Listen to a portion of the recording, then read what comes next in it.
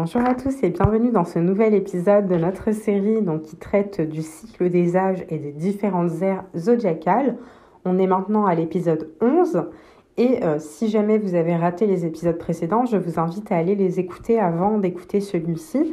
Également à vous abonner et à activer la cloche de notification pour ne pas manquer les vidéos suivantes. Donc on est donc à l'ère du poisson. L'ère du poisson, elle démarre en l'an 0 et elle est symbolisée par la porte de la matrice. Donc venant juste après le Verseau, les poissons constituent le 12e et dernier signe du zodiaque, clôturant l'année et le cycle astrologique. Donc avec la balance et les Gémeaux, les poissons forment le 3e signe double. Dans la mythologie grecque, les poissons évoquent les péripéties d'Aphrodite et Eros, qui sont les dieux de l'amour, poursuivis par le monstre Typhon, donc Typhon qui est un titan des vents et des tempêtes. Et Aphrodite et Eros se transforment en poissons et ils plongent dans la rivière pour fuir le danger. Donc c'est un signe qui est associé au symbolisme de l'eau. Les poissons évoquent le psychisme humain, un monde intérieur, ténébreux, opaque, mais parfois lumineux. Donc l'ambiguïté des eaux, c'est vraiment la définition du psychisme du poisson. Donc il est réceptif et impressionnable, mais il est aussi très émotionnel. Il peut être attiré vers le bas ou vers le haut, donc sa nature, elle est assez ambivalente. L'eau, d'ailleurs, évoque la navigation, l'errance de l'âme, mais aussi la réflexion et l'ouverture au mystère, donc tout ce qui va être spiritualité, mysticisme. On la rencontre d'ailleurs sous 3 états. Donc fluide, elle représente la pensée libre et l'intellect. Solide, elle représente les ténèbres intérieures, donc les poissons, un synonyme de stagnation, de mort ou de prison mentale, les passions, pardon. Et gazeux, elle représente l'esprit en contact avec le principe supérieur, donc la spiritualité et le mysticisme. En alchimie, les eaux peuvent être visqueuses ou dissolvantes, c'est-à-dire asservissantes ou libératrices, avilissantes ou purificatrices. Donc, d'autre part, le symbolisme des poissons rappelle celui du miroir, un objet lui aussi ambigu. Donc, en fonction de notre état psychologique, le miroir est vérité ou mensonge, clairvoyance ou désordre mental, sérénité ou trouble. Donc, l'océan dans lequel évoluent les poissons évoque le tout, la totalité cosmique, autrement dit l'infini éternel. Donc nous sommes une goutte dans l'océan, au carrefour de tous les mouvements, de toutes les forces de la grande masse. Par conséquent, les poissons évoluent dans une forme d'indistinction, d'indifférenciation, de dissolution, voire de confusion. Donc nous tenons là la signification fondamentale de ce signe astrologique. Donc ainsi, les poissons évoquent l'effacement des particularités au profit du tout illimité, sous l'influence dissolvante de Neptune. Il en ressort une grande plasticité psychique. Les poissons évoluent entre cohérence et incohérence, solidarité et indépendance, mais surtout les poissons montrent un caractère perméable et influençable. Sur le plan graphique, le symbole des poissons est constitué de 2 arcs de cercle opposés, reliés par un trait horizontal. Donc, empreints d'empathie, soucieux de charité, ils aspirent à l'amour universel et s'ouvrent sur l'infini. Donc, le fil qui les relie dans leur symbole graphique traduit une nature double aux aspirations contradictoires, mises en évidence par l'iconographie de 2 poissons nageant en sens inverse. Donc, ce graphisme, il rappelle l'épisode mythologique dans lequel Aphrodite et Eros, qu'on a évoqué tout à l'heure, devenus poissons, s'attachent mutuellement avec un lien pour ne pas se perdre durant leur fuite. On peut aussi y voir la dualité réconciliée dans l'unité. Les 2 arcs de cercle semblent se tourner le dos comme pour marquer la fin de l'année et l'entrée dans un nouveau cycle. On peut y voir par exemple l'image du dieu Janus au double visage, symbolisant la transition, la fin, le recommencement, le passé et le futur.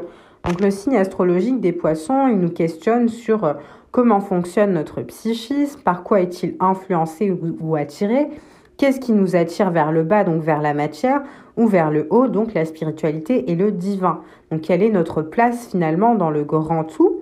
Donc en conclusion, les poissons expriment la force ambivalente des eaux, les eaux vitales, les eaux mentales, donc les eaux du grand tout, et ces eaux nous attirent vers le bas ou nous portent vers les sommets. Elles nous détruisent ou nous raniment. Il nous faudra donc apprendre à nager dans ces eaux comme Aphrodite et Eros. Ainsi, La maîtrise des eaux marque la sortie de l'hiver, de notre hiver mental. Elle passe inévitablement par la connaissance de soi. Donc il faudra éclairer de la lumière de notre conscience tout ce qui peut nous paraître ambigu ou au contraire trop évident. Donc pour la plupart des auteurs, l'ère des poissons, elle commence à l'avènement du christianisme. Donc en apercevant le Christ, Jean le Baptiste déclare voir l'agneau de Dieu qui efface le péché du monde. L'agneau met donc fin à l'ère du Père. Voyant Simon-Pierre et son frère André jeter leur filet de pêche dans le lac de Tibériade, le Christ leur dit « Suivez-moi et je vous ferai pêcheurs d'hommes ». Donc c'est assez symbolique parce que les pêcheurs, ce sont ceux qui attrapent les poissons finalement. Et donc les pêcheurs d'hommes, voilà, on peut y voir une symbolique assez référente à l'ère du poisson. Johann Kepler et d'autres astronomes, après lui, ont calculé que l'étoile de Bethléem apparue lors de la naissance du Christ serait une conjonction intervenue en l'an 7 avant Jésus-Christ des planètes Jupiter et Saturne dans la constellation des poissons. Donc en astrologie, Jupiter régit le signe des poissons et la forme ogivale de la tiare pontificale peut évoquer la partie supérieure du corps d'un poisson par exemple. Donc la date de naissance du Christ qui marque le début de l'ère chrétienne sert, je dirais, ipso facto de point de départ ou au calendrier grégorien utilisé de nos jours dans le monde entier. Donc l'ère des poissons, elle est empreinte de foi collective, religieuse comme politique. Donc comme les Gémeaux, les poissons sont un signe double. Cette dualité, elle se traduit par l'instauration d'églises schismatiques, orthodoxes puis protestantes. Donc l'ère des poissons, elle voit aussi apparaître et se répandre l'islam. Plus largement, à l'image des deux animaux nageant en sens inverse, elle suscite l'abondance d'idéologies religieuses, mais aussi d'athéisme, mais d'idéologies qui parfois se rejoignent, mais sont aussi très opposées. Donc, quelle que soit la croyance, la prépondérance du dogme et le prosélytisme ouvrent la porte à l'intégrisme et débouchent sur l'intolérance. Donc la constellation des poissons, elle est assez ancienne, puisque connue des Mésopotamiens qui la nomment les queues. Donc à l'origine, ce serait celle d'Hirondelle. Donc ça, c'est pour la mythologie, du moins l'astrologie mésopotamienne. Donc chaque mythologie et astrologie représente parfois les ères par différents animaux. Donc d'un pays à l'autre, on ne verra pas forcément le même animal. Mais voilà, ça reste assez intéressant parce que parfois, même si c'est pas le même animal, ils ont à peu près les mêmes aspects. Donc chacun a représenté les choses à sa façon. Donc elle se compose de deux poissons poussant un œuf géant qui forme l'astérisme de l'agneau. Donc on voit que les astrologues mésopotamiens ont modifié, je pense peut-être par la compréhension de cette ère, l'image de l'hirondelle par celle de deux poissons poussant un œuf géant. Donc pour les Égyptiens, il s'agit du tilapia du Nil nommé Inet où se réfugie l'âme des morts.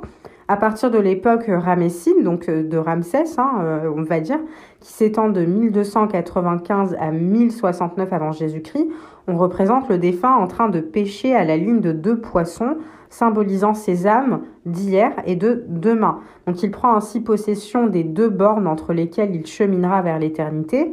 Retenu dans l'océan primordial, il reviendra à la saison des inondations pour se régénérer.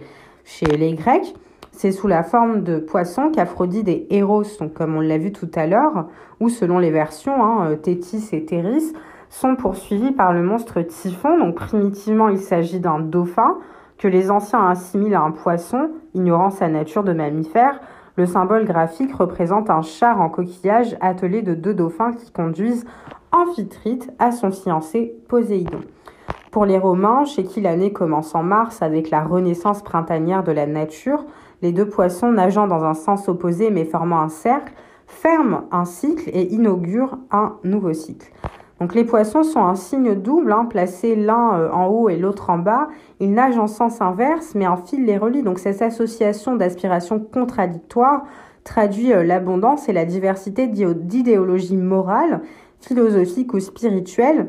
Elle induit aussi une confusion des valeurs, donc le fondamentalisme provoquant même leurs inversions. Donc ainsi, l'Église catholique fait brûler vive, par exemple, Jeanne d'Arc, mais la proclame sainte 5 siècles plus tard.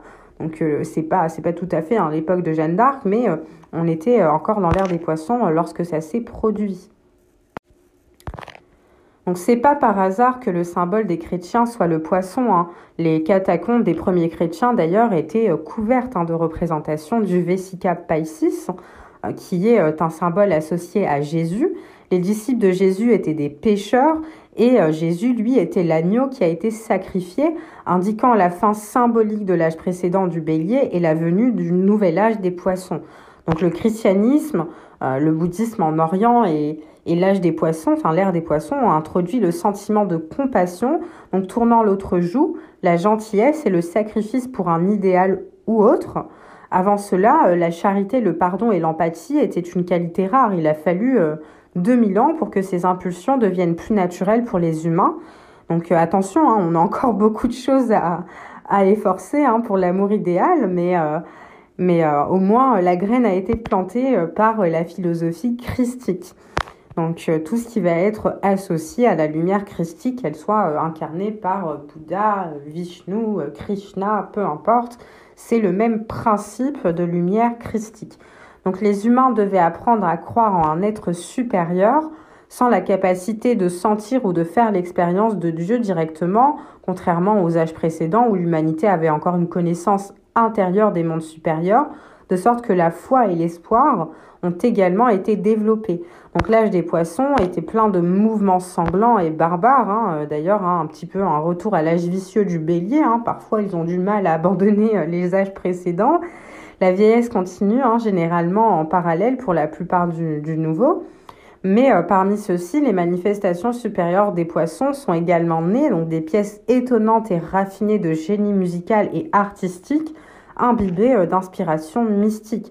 Donc dans une veine un peu plus négative, ce même accent sur l'émotivité introduit dans un esprit de dogmatisme de la persécution dans les religions émergentes. Donc le poisson est intensément préoccupé par les questions de foi. Donc alors que les plus hautes manifestations de l'ère des poissons étaient la compassion, l'amour et l'intuition, toutes basées sur des émotions supérieures, le côté négatif de cette ère s'est manifesté tout au long des siècles, comme l'expansion négative de l'émotion religieuse, donc les guerres religieuses, l'inquisition chrétienne, la persécution de divers groupes religieux tels que les juifs, les chrétiens, les soufis et les bouddhistes, pour n'en citer que quelques-uns, et plus récemment les attaques de certains groupes sur le monde occidental ou le Moyen-Orient.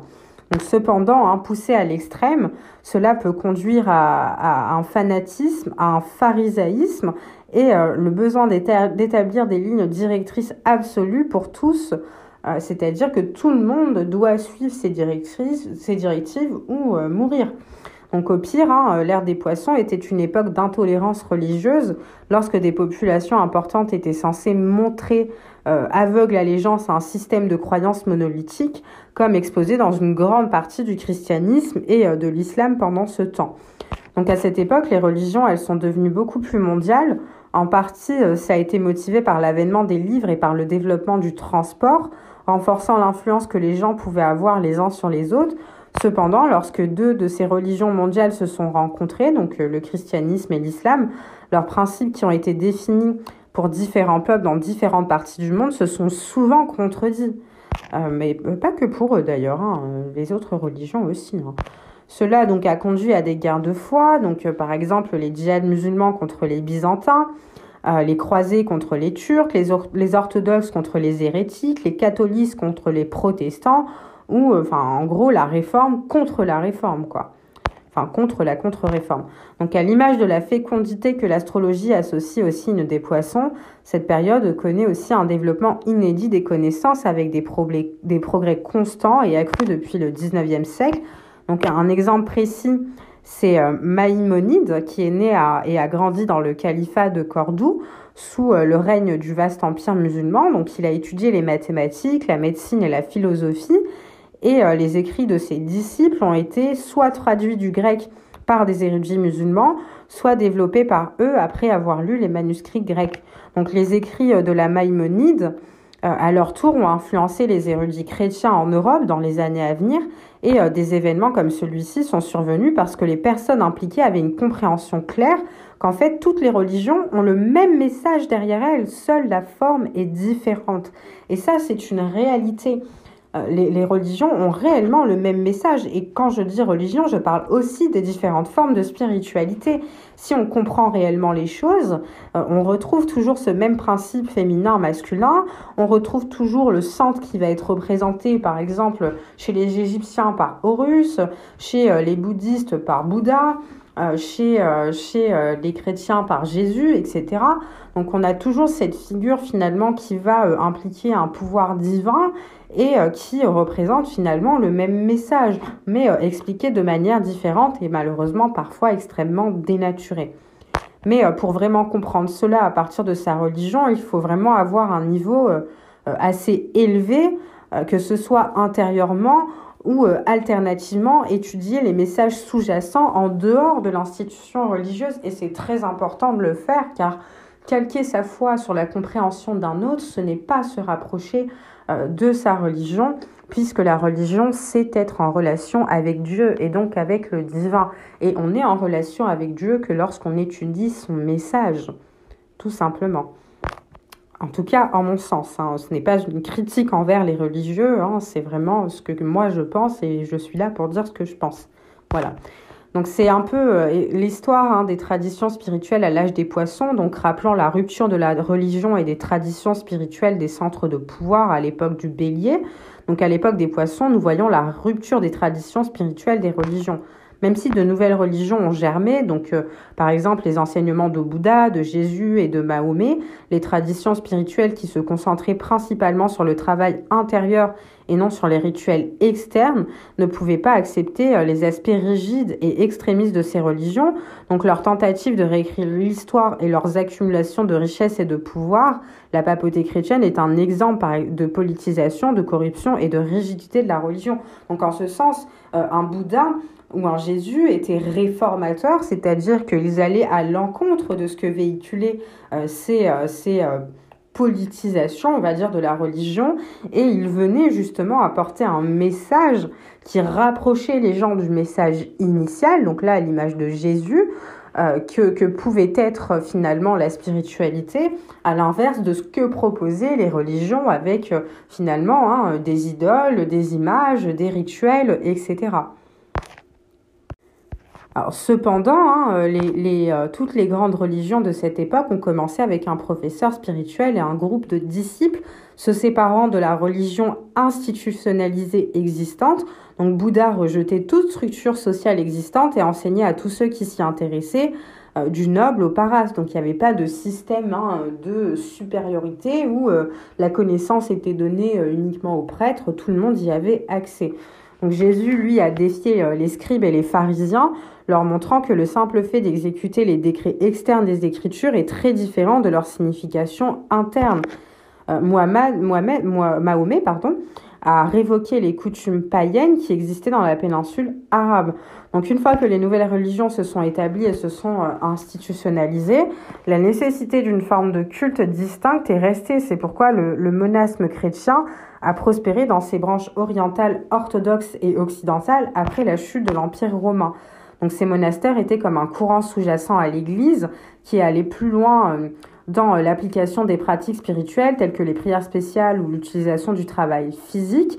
Les monastères n'étaient pas les dirigeants de l'Église et ils se distinguaient de la population générale des disciples de l'Église. Donc l'exemple classique d'un courant aussi séparé, plus spirituel, parallèle à une religion, c'est l'ordre par exemple soufi au sein de l'islam. Et on retrouve ça dans chacune des religions finalement, puisque la religion judaïque, qui est une religion stellaire, à l'image de l'étoile de David, on y retrouve la Kabbale, donc qui reste une forme ancienne finalement des études des âges précédents, donc de ce que pouvait représenter le cosmos et les lois fondamentales de l'univers.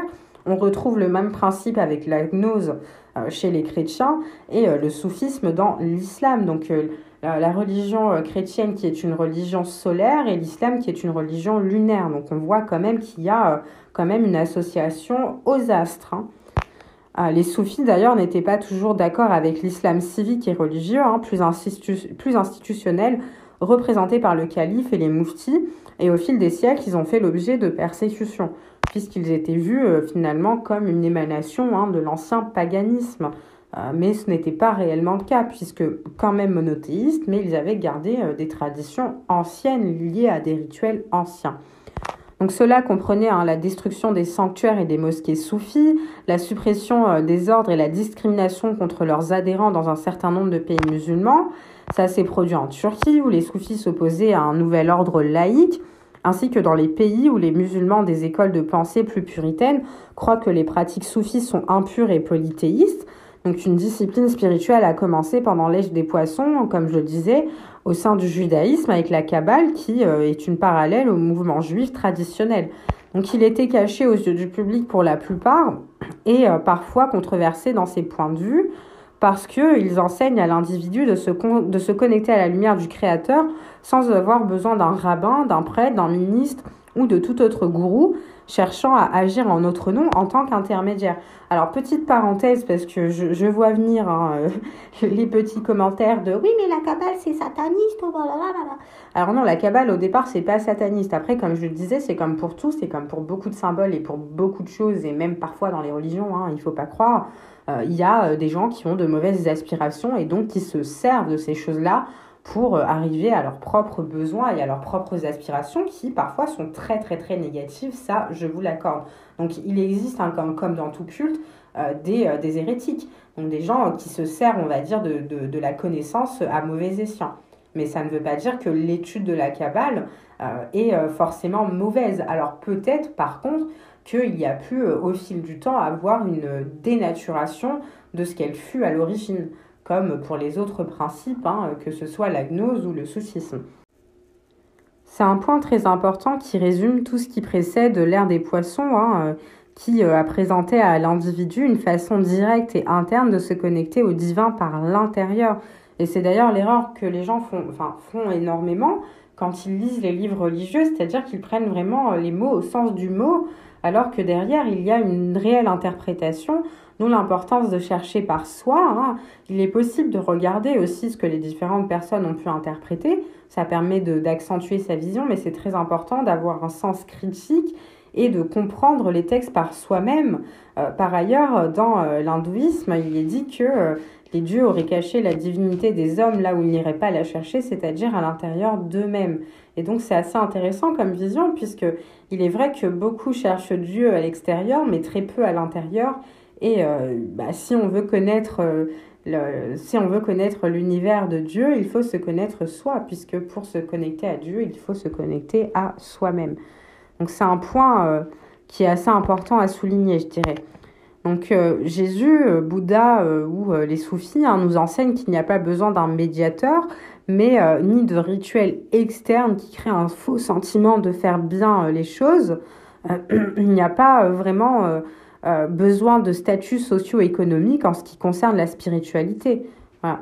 Donc dans cette ligne, il est intéressant de noter que l'évolution continue de la coutume du sacrifice, qui a été mentionné dans le contexte de l'ère du taureau et de l'ère du bélier.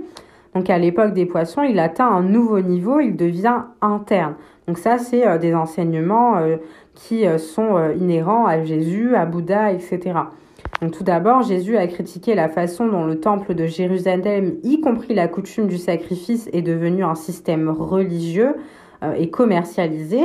Il a finalement imposé un embargo sur les personnes transportant des marchandises à travers le temple, une sanction qui aurait perturbé tout sacrifice. Donc de plus, le Christ est désigné par ses apôtres comme l'agneau de Dieu, donc celui à qui tous les sacrifices pointaient. Donc c'est vraiment le symbolisme du sacrifice de soi, Jésus. Donc les pères du désert, les fondateurs de la religion chrétienne entre autres, ont noté que chaque personne a son propre Christ en soi, la partie de notre psychologie qui valorise quelque chose de plus élevé que lui-même. Il doit être crucifié ou sacrifié à l'intérieur pour céder la place à cette présence supérieure, en gros supprimer le supramental. Donc ça, en mon sens, c'est une désinterprétation de ce qu'était réellement le message du Christ, puisque le Christ, justement, évoque cette conscience supramentale.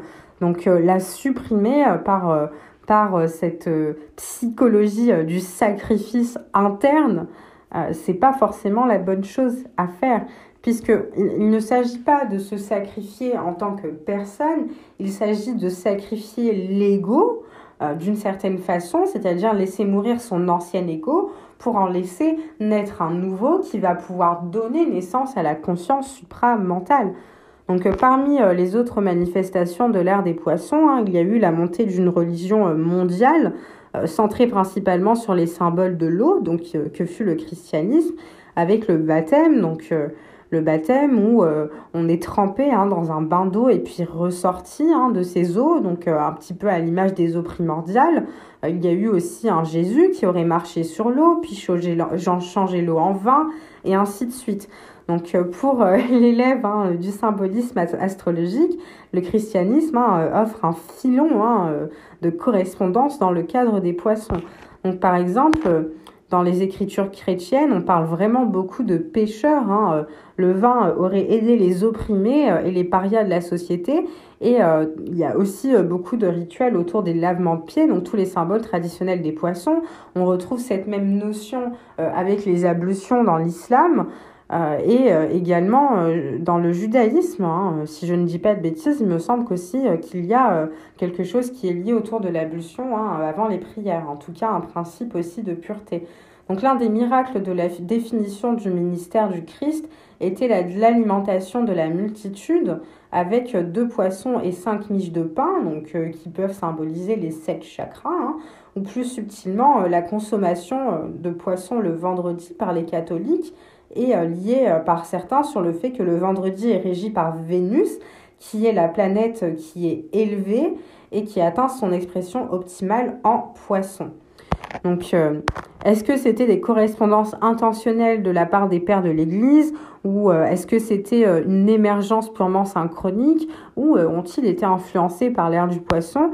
Les chercheurs ils sont assez en désaccord sur ce point afin que nous ne puissions jamais savoir avec certitude. Mais de toute façon, nous pouvons étudier ces symboles pour ce qu'ils nous révèlent sur la dynamique archétypale de l'époque. Vu dans son ensemble, ils nous disent que le rôle de l'humanité a été d'apprendre à voir ce qui se rapporte à la volonté divine et le monde à travers un filtre plus émotionnel qui est représenté par l'ère du poisson. Donc dans son aspect plus constructif, cela a conduit à un élément retrouvé de la compassion et de la foi dans la société, donc en particulier au sein de la société chrétienne. On voit l'émergence d'une sensibilité spirituelle qui parle de tendre l'autre joue plutôt que de frapper ses ennemis. Donc un des symboles les plus frappants de l'ère des poissons trouvés dans le christianisme, c'est son image centrale, la crucifixion. Donc il est triste quelque part de considérer que pour près de 2000 ans, la culture occidentale s'est elle-même dessinée à l'image d'un homme cloué à une croix, torturé et assassiné d'une manière plus horrible. Pourtant, cet archétype, cette image contient le meilleur et le pire de l'héritage des poissons, car sur le plan négatif, la crucifixion exprime sombres qualités, telles que l'ère des poissons, c'est-à-dire apitoiement sur soi, le masochisme, la culpabilité et le martyre.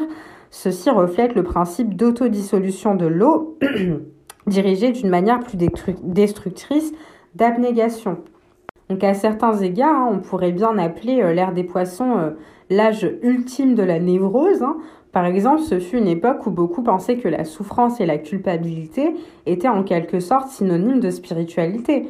C'est précisément le genre de délire qui se pose lorsque l'ego est malsain ou sans fondement et se trouve ainsi aspiré dans des idées corrosives, donc l'ego dissolvant les émotions de l'âme.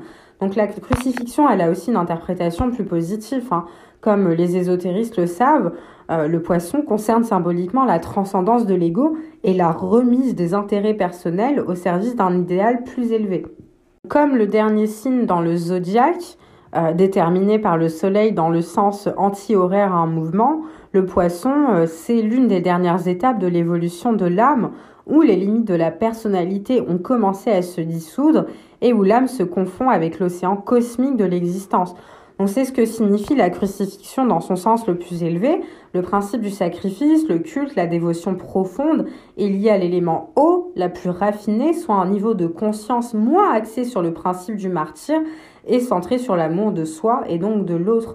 Quelques exemples de cet aspect plus élevé des poissons sont saint François d'Assise ou les idéaux de la chevalerie et de l'amour courtois, par exemple, avec leur philosophie de sacrifice de soi et de l'idéalisme qui a surgi à l'époque médiévale.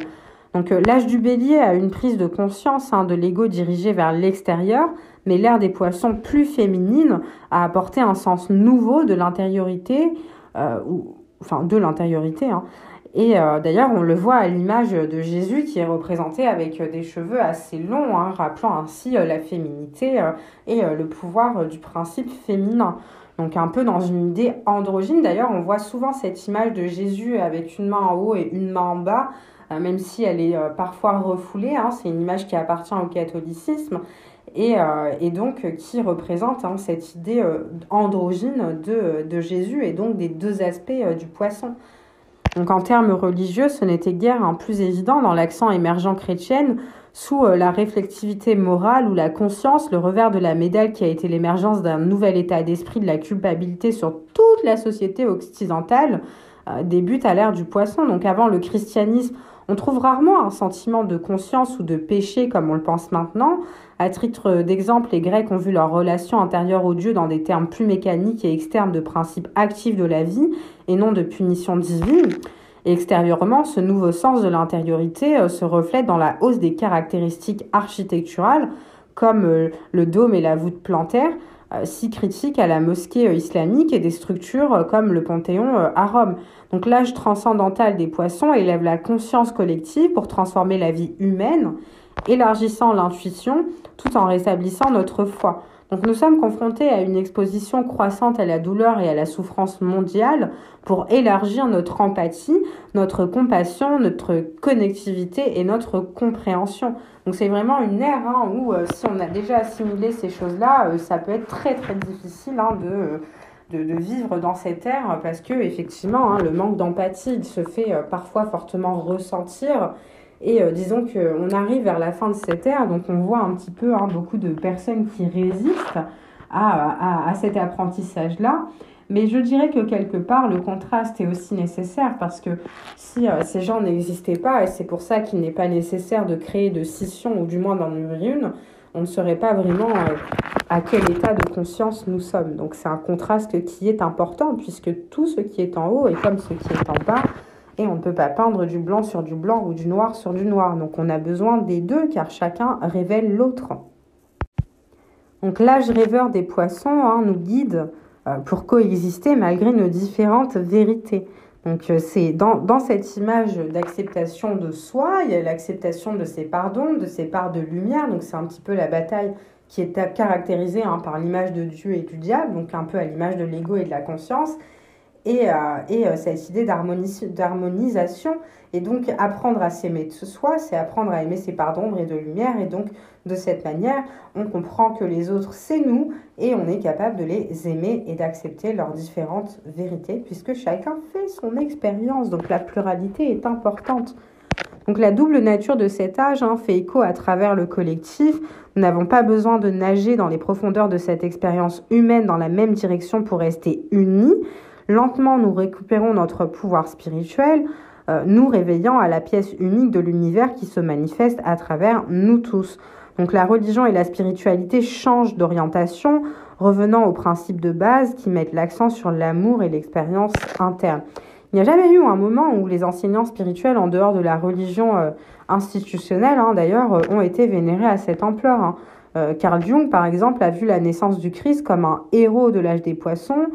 C'était un événement synchrone qui révélait l'image du divin détenu dans l'inconscient collectif. En fait, la plupart de nos idées sur l'ère des poissons sont liées au symbolisme du christianisme avec son accent sur les poissons, les pêcheurs, les pains et les poissons, le lavage des pieds, les ictis.